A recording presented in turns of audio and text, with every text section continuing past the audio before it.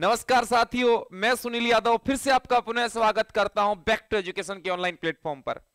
प्यारे बच्चों, static GK का एक क्लास हो चुका है जिसमें हमने सिविलियन अवार्ड इंडिया किया था, जिसमें भारत रत्न पद्म विभूषण पद्म भूषण आप लोगों पढ़ चुके हैं। डिस्क्रिप्शन के अंदर जाकर उस वीडियो का लिंक अगर नहीं देखा है जिन छात्रों को देख सकता है।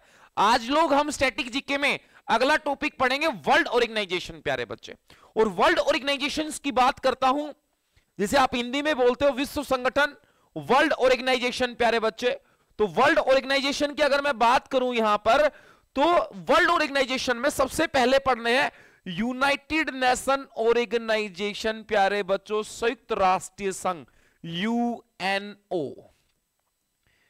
यूएनओ सर, ये यूएनओ कब स्टैब्लिश हुआ और यूएनओ स्टैब्लिश कब हुआ? प्यारे बच्चे, क्या यूएनओ से पहले पूरी दुनिया में पीस, शांति स्थापित करने के लिए लीग ऑफ नेशन बनाया गया था?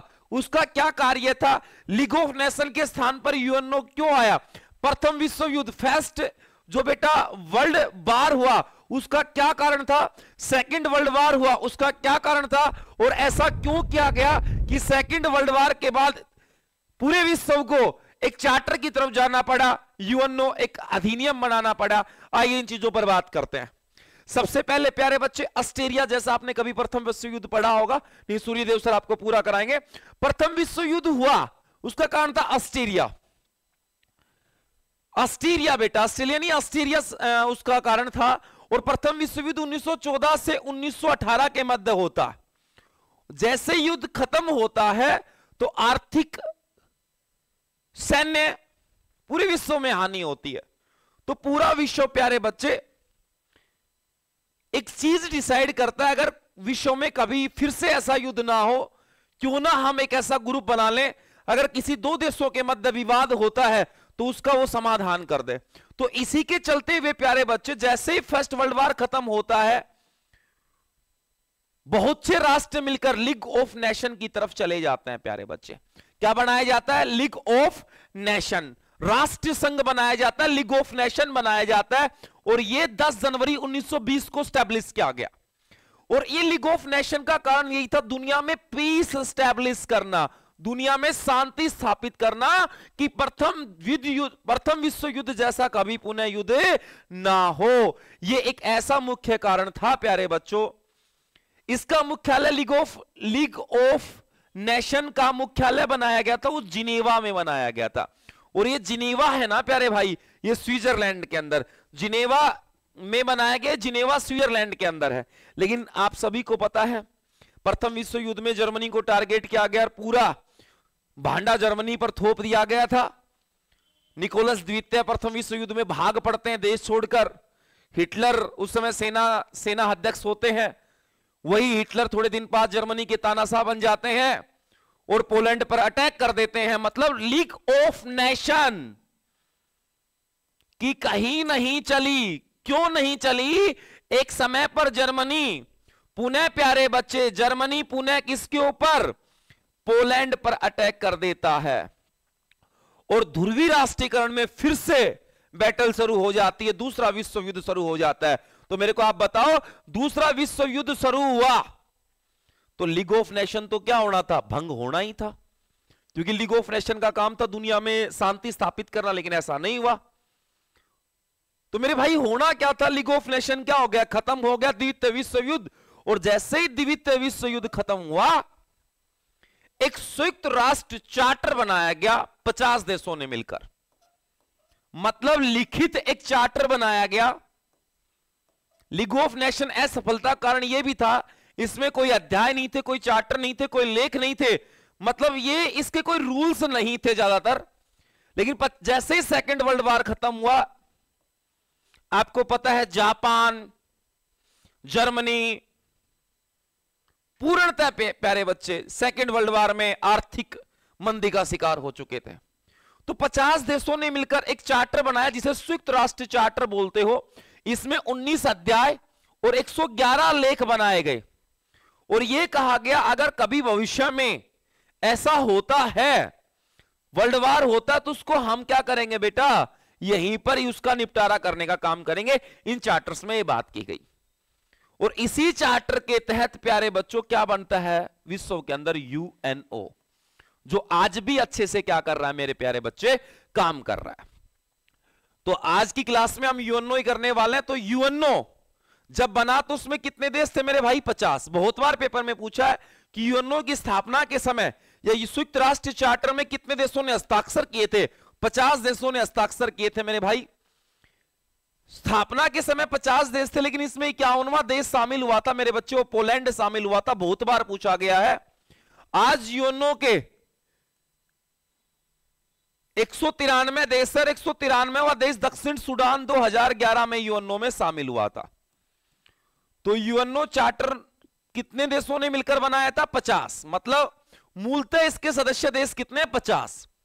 51वां देश शामिल कौन होता है मेरे भाई, पोलैंड शामिल होता है। आज यूएनओ के अंदर मेरे प्यारे बच्चे 193 देश हैं और 193वां देश है वो दक्षिण सूडान है। लगा दो आग पानी में जवानी हो तो ऐसी हो, मिटा दो जुल्म की वो हस्ती बगावत हो तो ऐसी हो। मेरे भाई कलम उठा लो, तैयारी शुरू कर दो, क्योंकि आपकी तैयारी के पीछे आपका मां बाप भी एक आस लगा के बैठा हुआ है कि हमारा नल्ला नल्ली एक सरकारी नौकरी लेके आएगा। आगे बात करता हूं। यूएनओ की स्थापना 24 अक्टूबर 1945 को होती है। जब यह स्टैब्लिश हुआ 24 अक्टूबर को, इसीलिए 24 अक्टूबर को प्रत्येक साल यूएनओ दिवस भी बनाया जाता है। याद रखना, आपसे वो पूछ सकता है यूएनओ दिवस प्रत्येक वर्ष कब बनाया जाता है, तो आप बताने का काम करोगे 24 अक्टूबर को बनाया जाता है। इसके पहले कार्यवाहक महासचिव बने थे। इसके पहले कार्यवाहक जो महासचिव बने थे बच्चे, वो कौन बने थे, तो इसके पहले कार्यवाहक महासचिव बने थे ग्लैडविन जैब। देखो महासचिव नहीं, ओनली क्या, वर्किंग, अस्थायी कहूंगा महासचिव, कार्य करने के लिए, कि जब तक इसका कोई हेड ऑफिस नहीं बन जाता, जब तक इसका कोई महासचिव नहीं बन जाता, तो एक आप कार्यवाहक महासचिव के रूप में काम करोगे। और वो कौन बने थे बेटा, तो आप कहोगे सर वो बने थे ग्लैडविन जैब, यूनाइटेड किंगडम के। अब यूएनओ बन गया 24 अक्टूबर 1945 को, ठीक है, लेकिन यूएनओ की प्रथम बैठक हुई ना, पहली बार बैठक बुलाई गई यूएनओ सदस्य देशों की, वो 10 जनवरी 1946 को लंदन में बुलाएगी बेटा। जब लंदन में बुलाएगी तो इस बात पर डिस्कस हुआ कि यार एक इसका स्थायी मुख्यालय होना चाहिए, इसका स्थायी एक हेड ऑफिस होना चाहिए, एक इसका स्थायी मुख्यालय होना चाहिए। तो वहां पर अमेरिका के एक व्यक्ति आए हुए थे, John D Rockefeller. John D Rockefeller America के एक व्यक्ति आए हुए थे। बोला भाई एक मेरा सजेशन है, तुम चाहो तो मेरी एक जमीन पड़ी हुई है अमेरिका के न्यूयॉर्क के मैनहट्टन द्वीप पर, उसको आप दुनिया में शांति स्थापित करना चाहते हो, अच्छा कार्य कर रहे हो, तो उस मेरी जमीन के ऊपर फ्री ऑफ कॉस्ट आप अपना मुख्यालय बना सकते हो। इसलिए बहुत बार पेपर में पूछा गया है कि यूएनओ के मुख्यालय के लिए जमीन किसने दान दी थी, तो जॉन डी रॉकफेलर ने। अब सभी लोग एग्री हो गए भाई ठीक है आप जमीन दान दे रहे, हम यहां बना लेंगे मुख्यालय। तो याद रखना प्यारे बच्चे, यूएनओ का जो मुख्यालय बना वो न्यूयॉर्क मैनहट्टन द्वीप अमेरिका में बना। लेकिन कब स्टैब्लिश हुआ, 1952 में। यह मुख्यालय इस बिल्डिंग का 1952 में स्टैब्लिश होता है स्थायी रूप से।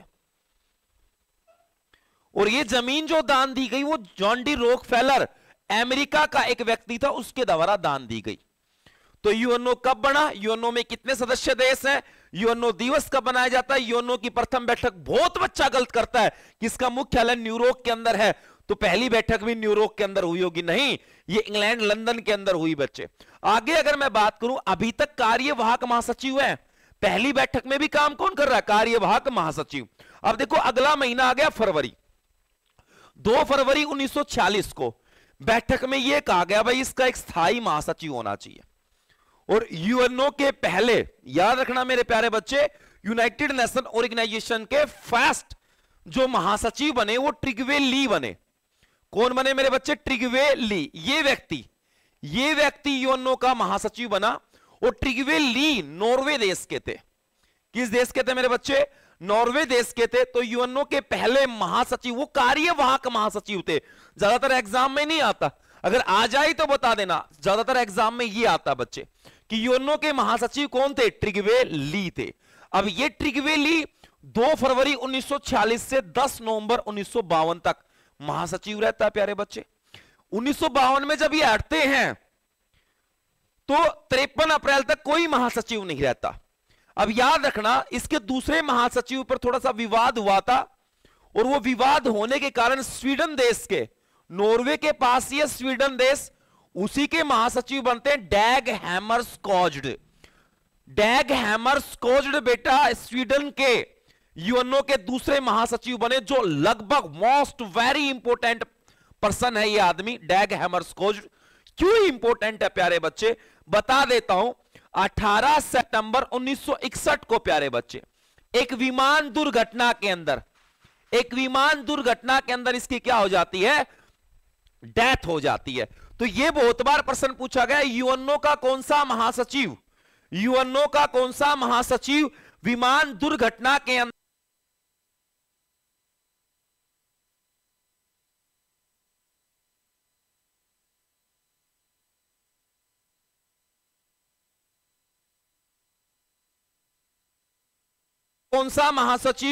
विमान दुर्घटना के अंदर मारा गया, तो ये वही व्यक्ति थे डैग हैमरस्कोज्ड, जो यूएनओ के दूसरे महासचिव थे। एक बात और याद रखना, जब सितंबर में इनकी मृत्यु हुई तो हर साल 21 अक्टूबर को नोबेल पुरस्कार, हर साल 21 अक्टूबर को नोबेल पुरस्कार देने की घोषणा कर दी जाती है, जो प्रत्येक साल 10 दिसंबर को दिए जाते हैं बच्चे। जो प्रत्येक साल कब दिए जाते हैं, 10 दिसंबर को दिए जाते हैं, याद रखोगे। इसीलिए 1961 का नोबेल पुरस्कार भी किस व्यक्ति को मिला था, तो आप कहोगे डैग हैमरस्कोज्ड को मिला था। या वो ये प्रश्न भी पूछ सकता है बच्चे कि बताइए किस महासचिव को, यूएनओ के महासचिव को नोबेल पुरस्कार मिला, तो ये दूसरे नंबर का महासचिव था, इसे ही पुरस्कार मिला था बच्चे। याद रहेगा आपको इतनी बातें। तो डैग हैमरस्कोज्ड नोबेल पुरस्कार एकमात्र महासचिव है जिन्हें नोबेल पुरस्कार मिला है, ठीक है।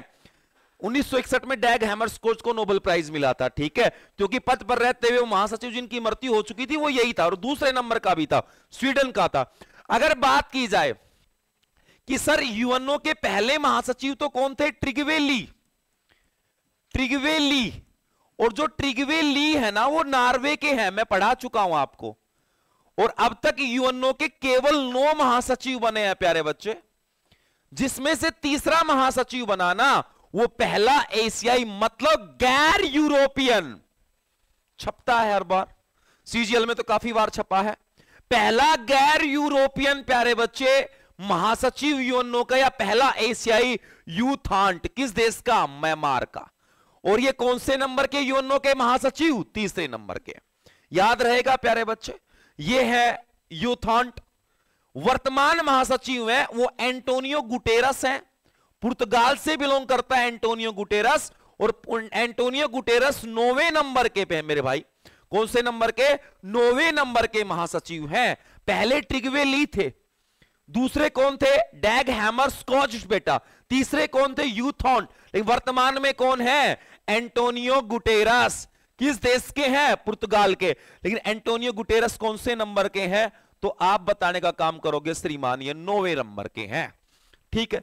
अब यूएनओ की जो ऑफिशियल लैंग्वेज है ना, देखो वर्किंग लैंग्वेज 6, यूएनओ में वर्किंग लैंग्वेज कितनी है बेटा, 6। यूएनओ में ऑफिशियल लैंग्वेज कितनी है बेटा, 6, मतलब सॉरी वर्किंग लैंग्वेज कितनी है, 6। अंग्रेजी, फ्रेंच, चीनी, अरबी, रूसी, स्पेनिश।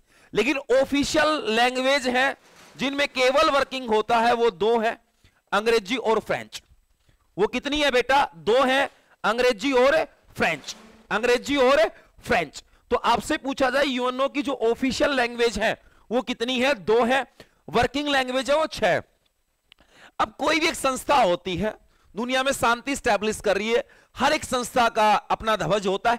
जैसे आपने ओलंपिक का भी ध्वज देखा होगा, कुछ इस प्रकार के छल्ले होते हैं मेरे बच्चे उसके अंदर, तो ये ओलंपिक का ये ध्वज होता है। हर एक संस्था का, रेड क्रॉस का अपना ध्वज होता है, हर देश का अपना एक ध्वज होता है। उसी प्रकार यूएनओ का भी एक ध्वज है, यूएनओ का भी क्या है मेरे बच्चे, एक ध्वज है। तो यूएनओ का ध्वज कब अपनाया गया, 20 अक्टूबर 1947, आया हुआ है एग्जाम में। इंपोर्टेंट पर्सन है। सर ये इस प्रकार का दिखाई देगा आपको, ये ध्वज दिखाई दे रहा है ना, ये इस प्रकार का दिखाई देगा, जो इसके अंदर जो चीजें हैं ना वो दिखा दी।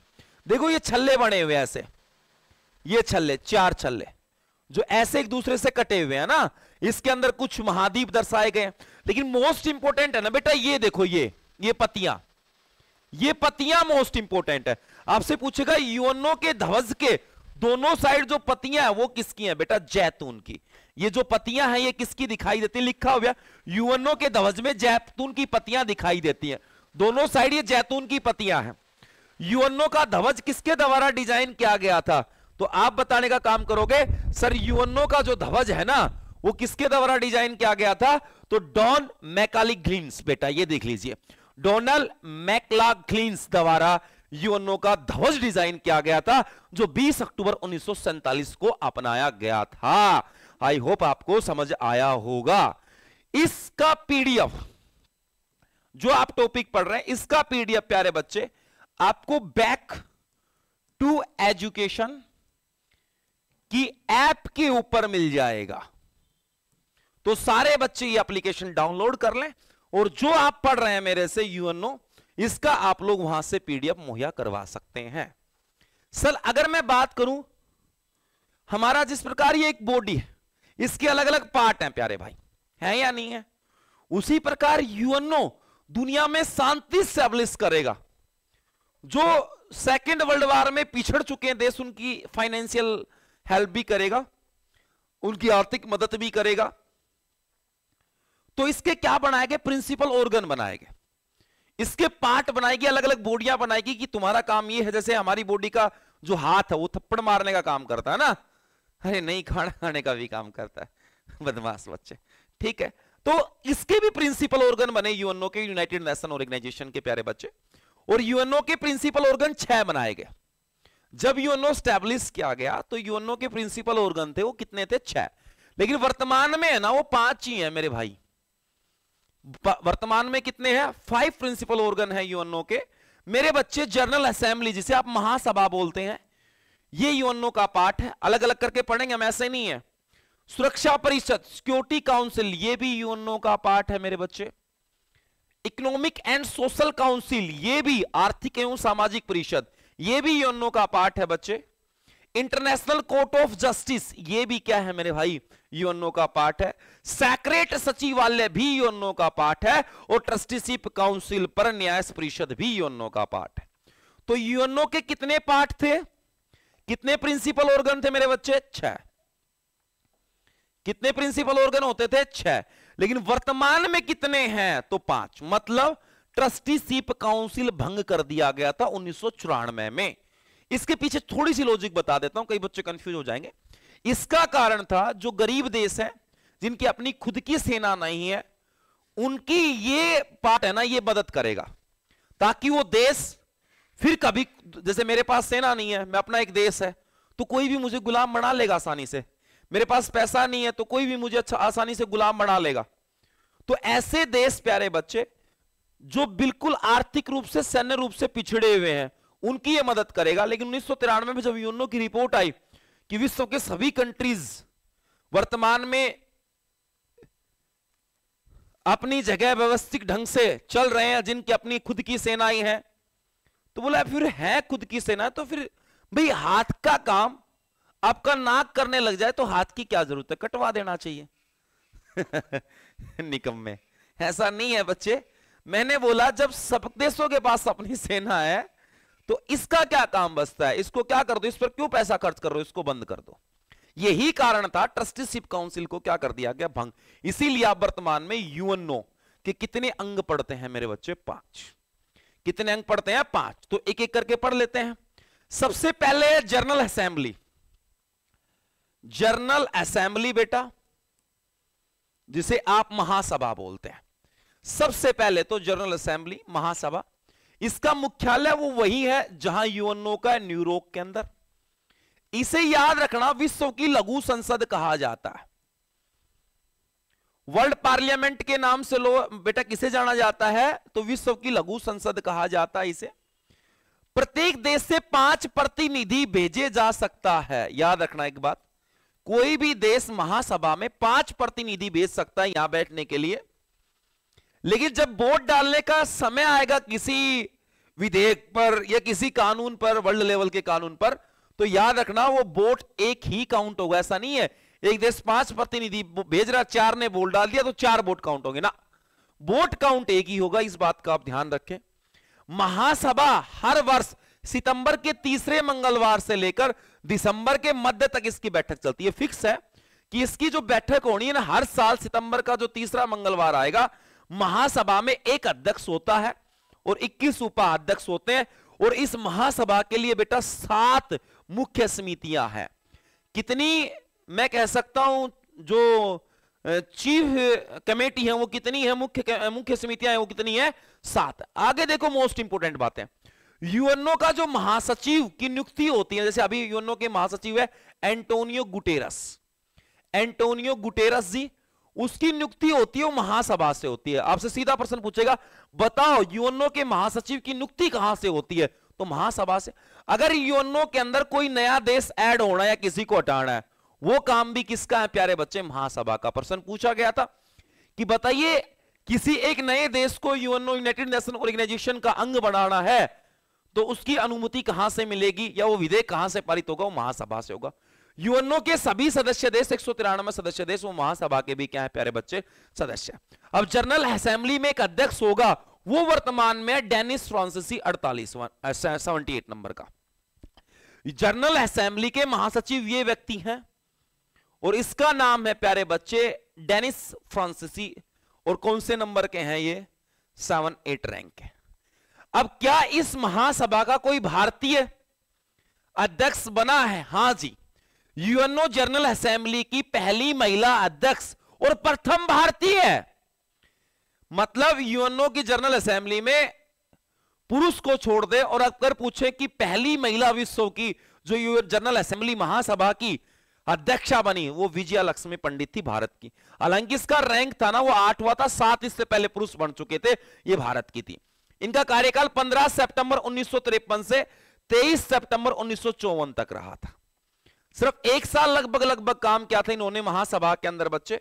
तो ये यूएनओ की थी महासभा, जिसमें बजट तैयार किया जाता है और बजट को महासचिव पेश करता है। उसके बाद है सिक्योरिटी काउंसिल, सुरक्षा परिषद यूएनओ में।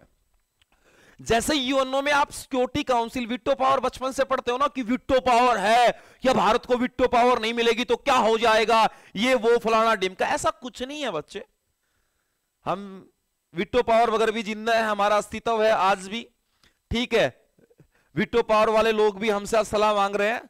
तो क्या है ये वीटो पावर? सिक्योरिटी काउंसिल, पहले बात तो देखो यूएनओ में एक सुरक्षा परिषद है, इसमें कुल सदस्य 193 नहीं होंगे, इसमें कुल सदस्य प्यारे बच्चे 15 ही होंगे, जिसमें 10 तो है अस्थायी, मतलब 5 तो फिक्स है।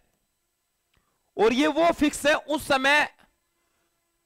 समय प्यारे बच्चे जो कहीं ना कहीं वर्ल्ड मैप पर पावरफुल थे, कहीं ना कहीं ये एक दूसरे देशों की मदद कर सकते थे।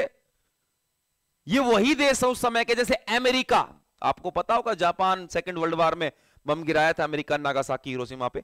अमेरिका, ब्रिटेन, चीन, फ्रांस और मैं यही लिख देता हूं 5वां रूस। ये 5 कंट्री आप देख रहे होंगे, ये प्यारे बच्चे 5 कंट्री, ये 5 कंट्री उस समय वर्ल्ड पर पावरफुल कंट्री थे, इन्होंने ही अपने पास वीटो पावर रख ली। और वीटो पावर का मतलब होता है निषेध अधिकार ना करने की अधिकार।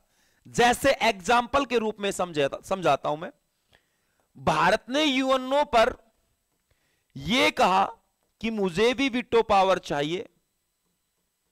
मान लीजिए 4 लोगों ने हां कर दी, लेकिन चीन ने मना कर दिया, तो ये क्या होगा, ये विधेयक ना होगा सुरक्षा परिषद के अंदर। मतलब 5 में से अगर एक ने भी ना कर दिया, 5 में से एक ने भी ना कर दिया, तो वो विधेयक वहीं क्या हो गया, असफल हो गया, भंग हो गया। ये क्या है प्यारे बच्चे, ना करने, निषेध अधिकार और कुछ नहीं है। अगर मान लीजिएगा जो 10 अस्थायी सदस्य होते हैं ना बेटा, वो 2 वर्ष के लिए चुने जाते हैं। मैं ये बताना चाहूंगा आपको, 2 वर्ष बाद वो चेंज कर दिए जाते हैं।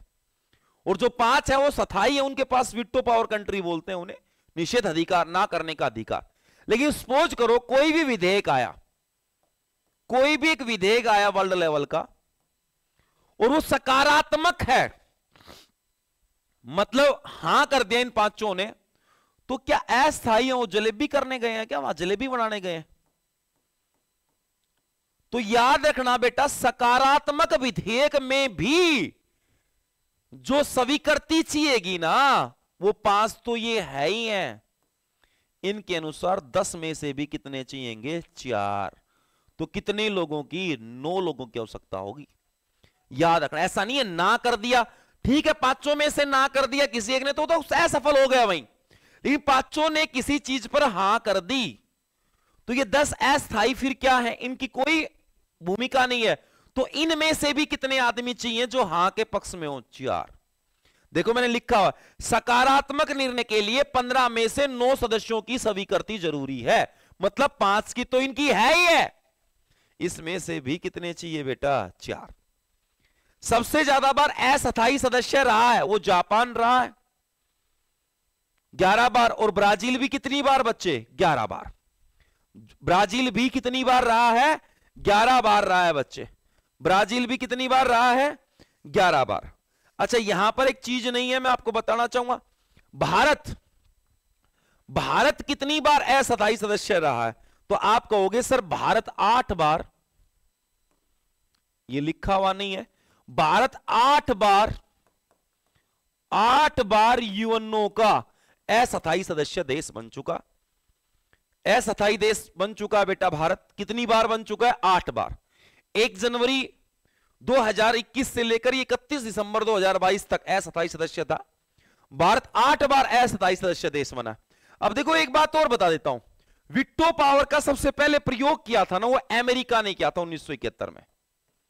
ये बता देता हूं मैं रैंडमली आपको कि वीटो ना करने का अधिकार किसी भी विधेयक पर सबसे पहले किया वो अमेरिका ने किया, और वीटो पावर का सबसे ज्यादा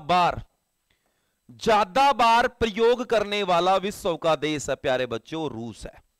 वो कौन है बेटा? रूस है। तो ये छोटी बातें भी आप लोग याद रखेंगे। उसके बाद है आर्थिक एवं सामाजिक परिषद। इसे महासभा, देखिए इसे महासभा द्वारा 3 वर्ष की अवधि के लिए निर्वाचित सदस्य 54 होते हैं, मतलब इसमें 54 सदस्य ही प्यारे बच्चे आर्थिक एवं सामाजिक काउंसिल के अंदर आते हैं। और एक सदस्य देश कितनी बार रहता है? 3 बार। एक सदस्य देश कितनी बार, सॉरी, एक सदस्य देश कितने साल के लिए चुना जाता है? 3 ईयर के लिए। अब देखो कोई भी आर्थिक मदद करेगा वो कैसे कर सकता है? या तो मैं आपको पैसा दूं, या मैं आपको स्वास्थ्य दूं, या मैं आपको मजदूरी दूं, भी आर्थिक मदद जैसी चाहिएगी वैसी तो मिलेगी। तो इसके भी कुछ बेटा पार्ट हैं, इसके भी कुछ निकाय हैं जो इसी के नीचे काम करते हैं। जैसे आपने देखा होगा पूरे विश्व में ILO, इंटरनेशनल लेबर ऑर्गेनाइजेशन, अंतरराष्ट्रीय श्रम संगठन, फूड एग्रीकल्चर ऑर्गेनाइजेशन वो इसी का निकाय है, राष्ट्रीय बाल कोष यूनिसेफ वो इसी का निकाय, के करके पढ़ेंगे हम। WHO वर्ल्ड हेल्थ ऑर्गेनाइजेशन वो भी यूएनओ के अधीन काम तो करता है, लेकिन यूएनओ के किस प्रिंसिपल के ऑर्गन के तहत? आर्थिक एवं सामाजिक परिषद के तहत। वेटन बोर्ड्स जो ट्विंस हुआ था उसमें वर्ल्ड बैंक और IMF बेटा दुनिया में लागू किया गया, एक तो इंटरनेशनल मॉनेटरी फंड और एक वर्ल्ड बैंक। और तो ये दोनों बाद में किस संस्था के नीचे जोड़ दिए गए? इकोनॉमिक्स सोशल काउंसिल के नीचे। संयुक्त राष्ट्र शैक्षणिक वैज्ञानिक एवं सांस्कृतिक संगठन मतलब यूनेस्को। ये सारे के सारे संगठन किसके अधीन काम करते हैं बेटा? आपने पढ़ लिया होगा सीधा सीधा कि ILO, FAO, लेकिन भाई एक बात याद रखें कि जितने भी ऑर्गेनाइजेशन है ना, जितने भी ऑर्गेनाइजेशन वो किसके नीचे काम करते हैं? आर्थिक एवं सामाजिक परिषद के नीचे काम करते हैं बच्चे। उसके बाद इसका चौथा अंग है यूएनओ का, ये हम एक एक करके पढ़ेंगे, नेक्स्ट क्लास में पढ़ने वाले हैं सारे के सारे संगठन। तो हमारा टॉपिक चल रहा है वर्ल्ड ऑर्गेनाइजेशन, 2 क्लास में मैं कंप्लीट करा दूंगा इस पूरे वर्ल्ड ऑर्गेनाइजेशन को बच्चे। अगली क्लास में हम यही पढ़ने वाले हैं जिसमें पूछूंगा बताओ ILO मुख्यतः मूलतः किसकी संस्था है? तो बच्चे बताएंगे यूएनओ की। अरे मूल संस्था है वो आर्थिक एवं सामाजिक परिषद की है बच्चे। इसके बाद यूएनओ का चौथा अंग जिसे आप पढ़ते हो international court of justice. International court of बेटा जस्टिस, अंतरराष्ट्रीय न्यायालय। अब अंतरराष्ट्रीय न्यायालय की स्थापना हुई अप्रैल 1946। इसके सभी अंग जो प्रिंसिपल ऑर्गन है ना, सभी का मुख्यालय न्यूयॉर्क में है। सभी का मुख्यालय कहां पर है बेटा? न्यूयॉर्क के अंदर है। लेकिन एकमात्र ऐसा इसका अंग प्रिंसिपल ऑर्गन जिसका मुख्यालय हेग नीदरलैंड में। आपसे पूछा जाएगा जैसे दो देशों के बीच डिस्ट्रीब्यूट है तो यार उसका कोई समाधान तो कराएगा ना, तो उसके समाधान के लिए यूएनओ ने अपने नीचे एक प्रिंसिपल ऑर्गन बनाया जिसका नाम था यूएनओ, यूनाइटेड नेशन ऑर्गेनाइजेशंस। तो यूएनओ के नीचे क्या बनाया? इंटरनेशनल कोर्ट ऑफ जस्टिस बनाया, अप्रैल 1946 में बनाया गया। इसका मुख्यालय कहां पर? अंतरराष्ट्रीय न्यायालय का हेग नीदरलैंड में। और इसमें प्यारे बच्चे कुल जज होते हैं वो 15। एक मुख्य न्यायाधीश होगा और 14 क्या होंगे? अन्य न्यायाधीश। जो मुख्य न्यायाधीश होगा ना, जैसे 15 में से एक मुख्य न्यायाधीश है, तो मुख्य न्यायाधीश की कुर्सी पर विराजमान होगा वो केवल 3 साल के लिए होगा। हालांकि जज तो कितने वर्ष के लिए चुना गया है? 9 वर्ष के लिए। लेकिन इनमें से कोई मुख्य जज बन गया वो कितने साल के लिए रहेगा? 3 ही साल के लिए रहेगा बच्चे, ध्यान रखना इस बात को। जजों का कार्यकाल मतलब जो ये 15 जज बने हैं ना, एक जज कितने वर्ष के लिए चुना गया है? 9 वर्ष के लिए चुना गया बच्चे। अब एक बात बताओ, कोरम क्या होता है? बैठक। 15, अब 15 के 15 ऐसा नहीं एक जज यहां पर सुनवाई कर लेता है, तो 15 में से कितने जज आ जाएंगे जिसे हम कोरम बोलते हैं, बैठक की शुरुआत हो जाएगी। तो याद रखना अंतरराष्ट्रीय न्यायालय में 15 में से कितने जज होंगे जब कोरम की शुरुआत होगी बैठक की? तो 9 ही जज। कार्यकाल भी 9 वर्ष, कोरम के लिए भी कितने जज? 9 जज। अध्यक्ष न्यायाधीश होगा, मतलब 15 में से एक जो अध्यक्ष होगा वो 3 वर्ष के लिए होगा। और जज का कार्यकाल कितने साल का होगा बेटा? 9 साल का। ये बिल्डिंग है वो, ये बिल्डिंग है जहां दुनिया के बड़े बड़े फैसले होते हैं बच्चे, ये वाला। और इसे बोलते हैं पीस बिल्डिंग, शांति महल। याद रखना अंतरराष्ट्रीय न्यायालय का जहां मुख्यालय जिस इमारत में है उसे पीस बिल्डिंग कहा जाता है, शांति महल कहा जाता है। ध्यान रहेगा। इसकी आधिकारिक यहां भाषा कौन सी होगी? ये नहीं आप हिंदी में जाके यहां कुछ भी कह दोगे, अंग्रेजी और फ्रेंच बेटा, इंग्लिश और फ्रेंच, इसमें 2 भाषाओं में काम होगा बच्चे। कितनी भाषाओं में काम होगा? 2 भाषाओं में। अब तक भारत के क्या बेटा? 4 मुख्य न्यायाधीश रहे यहां पर, सॉरी मुख्य न्यायाधीश बने जिसमें एक मुख्य। सबसे पहले आपसे पूछेगा भारत के कितने न्यायाधीश अंतरराष्ट्रीय न्यायालय के जज बने, तो आप कहोगे 4। बेनेगल रामाराव 52 से 53 रहे। बोलो सर 9 साल क्यों नहीं रहे? अगले की मर्जी, इस्तीफा दे के आ गया है ना। डॉक्टर नगेंद्र सिंह 1978 से 88, ये एक ऐसा व्यक्ति था जो मुख्य न्यायाधीश के पद पर भी रहा। ये ऐसा व्यक्ति था जो मुख्य न्यायाधीश भी बना। आपसे पूछेगा बताओ भारत का कौन सा व्यक्ति अंतरराष्ट्रीय न्यायालय में मुख्य न्यायाधीश बना, तो डॉक्टर नगेंद्र सिंह। रघुनंदन स्वरूप पाठक बेटा 89 से 1991। दलवीर सिंह भंडारी 2012 से लेके अब तक 27 तक रहेंगे, मतलब अपना दलवीर सिंह भंडारी अपना 2nd कार्यकाल कर रहे हैं। ये भी पूछ सकता है बताओ अंतरराष्ट्रीय न्यायालय में वर्तमान में भारत से मुख्य न्यायाधीश कौन है, तो दलवीर सिंह भंडारी हैं मेरे प्यारे भाई। उसके बाद है यूनाइटेड नेशन सेक्रेट सचिवालय। यूनाइटेड नेशन का सेक्रेट सचिवालय कुछ नहीं भाई, यूएनओ के दिन प्रतिदिन कार्यों का पूर्ण करता है। और यूएनओ का प्रमुख ही इसका क्या होता है? महासचिव। जो इसका प्रमुख रहेगा वो महासचिव रहता है। ट्रस्टीशिप काउंसिल मैंने बता दिया था, ये 6ठा अंग था। आज ये क्या हो चुका है? भंग। और भंग हुआ था प्यारे मेरे भाई 1994 में। इसका मुख्य उद्देश्य गरीब देशों का सहयोग करना था। नवंबर 1994 में इसे भंग कर दिया गया। अब एक बात बताओ, यूएनओ दुनिया में शांति स्थापित करता है, इसी के लिए बना है। और शांति के क्षेत्र में दुनिया का सबसे बड़ा पुरस्कार वो नोबेल पुरस्कार है। क्या यूएनओ को नोबेल पुरस्कार मिला है? बताओ मेरे बच्चे, क्या यूएनओ को नोबेल पुरस्कार मिला है? हां जी मिला है 2001 में। जब यूएनओ को नोबेल पुरस्कार मिला तो इसके महासचिव कौन थे? कमेंट करो जब तक। अगर आप क्लास देख रहे हैं प्रॉपर ढंग से, नोट्स बना रहे हैं, तो जब यूएनओ का महासचिव कौन था जब यूएनओ को नोबेल पुरस्कार मिला शांति के क्षेत्र में? बता दीजिए बेटा, कमेंट कर लीजिए। जब तक इसको मैं आपको आगे चलता हूं, आगे देख लीजिए इसके बारे में।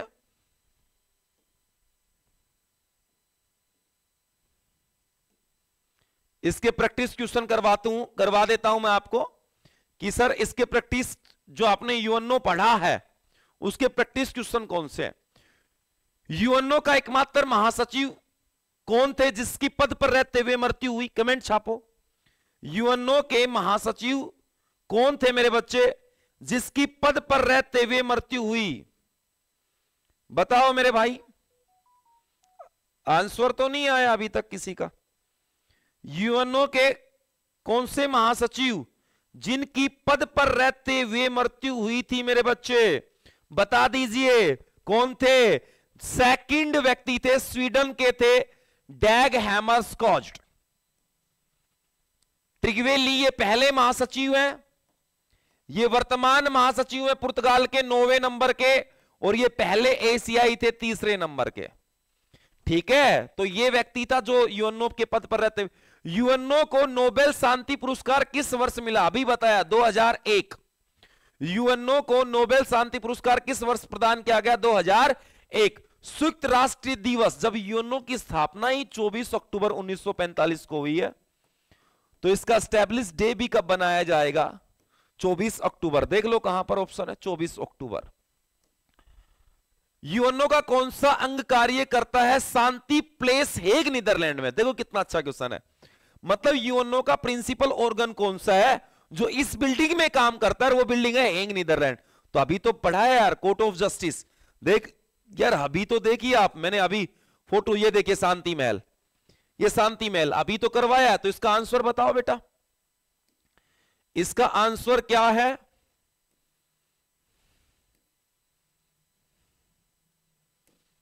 तो इसका इंटरनेशनल कोर्ट ऑफ जस्टिस, अंतरराष्ट्रीय न्यायालय बच्चे।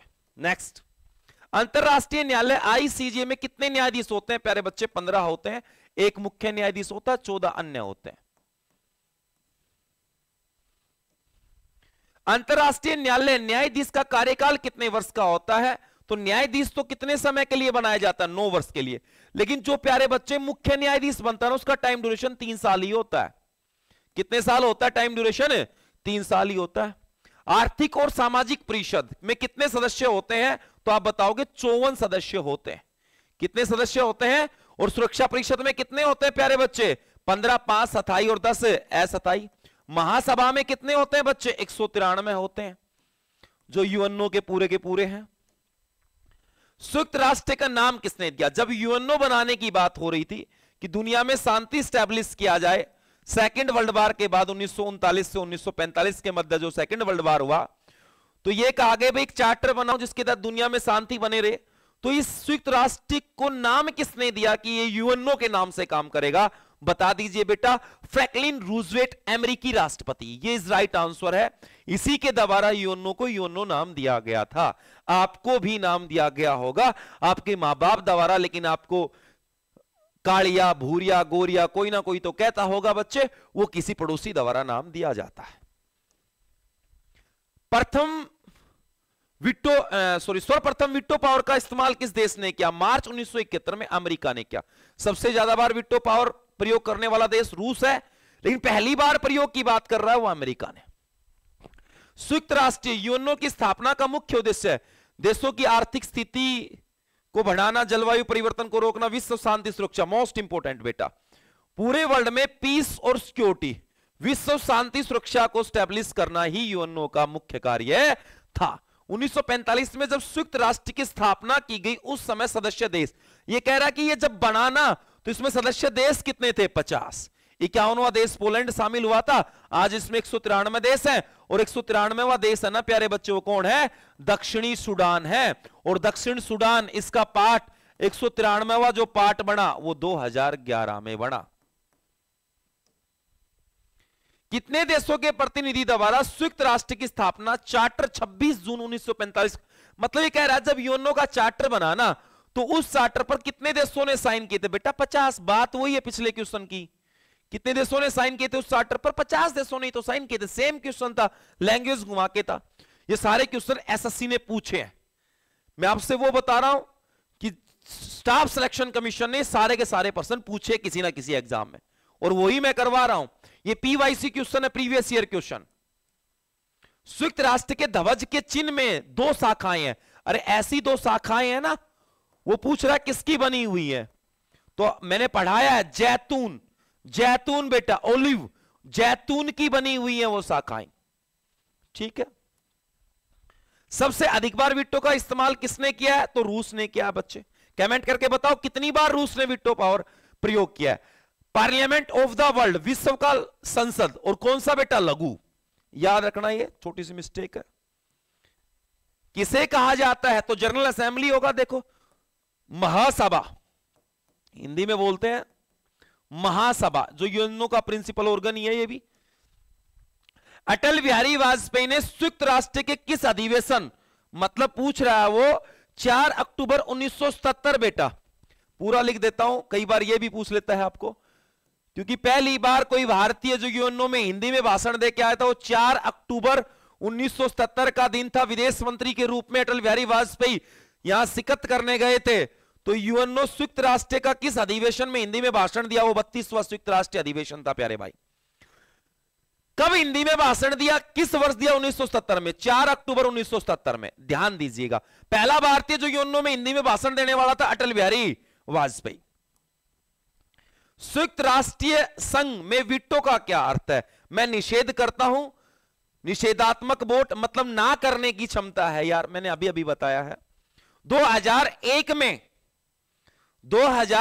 में नोबेल पुरस्कार सम्मानित किया गया यूएनओ को। उस समय महासचिव कौन थे, कोफी अन्ना थे बेटा उस समय। अभी तो ये है 9वें नंबर के, पहले ट्रिगवे ली थे। ठीक है, तो यूएनओ के महासचिव कौन थे उस समय जब यूएनओ को शांति के क्षेत्र में नोबेल पुरस्कार मिला, तो कोफी अन्ना थे मेरे बच्चे। तो आई होप आपको यूएनओ ढंग से समझ आया होगा बच्चे, इसका नोट्स बनाने का काम करें। क्लास अच्छी लगी होगी। जय हिंद, जय भारत साथियों, आपने ऐसे ही प्यार बनाए रखना है। इसका पीडीएफ प्यारे बच्चे आपको बैक टू एजुकेशन की ऑनलाइन प्ले स्टोर की ऐप के ऊपर मिल जाएगी। पूरी की पूरी क्लास आप वहां से इस पूरी की पूरी पीडीएफ को मुहैया करवा सकते हैं। वहां काफी विभिन्न ऑनलाइन कोर्सेज चले हुए हैं, सभी कोर्सेज की अलग अलग कीमत है। तो आप अपनी पढ़ाई को अगर ऑनलाइन कहीं से भी कर रहे हैं, भारत के किसी भी कोने से कर रहे हैं, तो आप अपनी पढ़ाई को सुचारू रूप से रख सकते हैं। जय हिंद, जय भारत साथियों। अगर मैं और मेरी क्लास पसंद आया हो, मैंने क्लास पसंद आया हो, तो आप लाइक जरूर करें और दबा के शेयर करें। जय हिंद साथियों।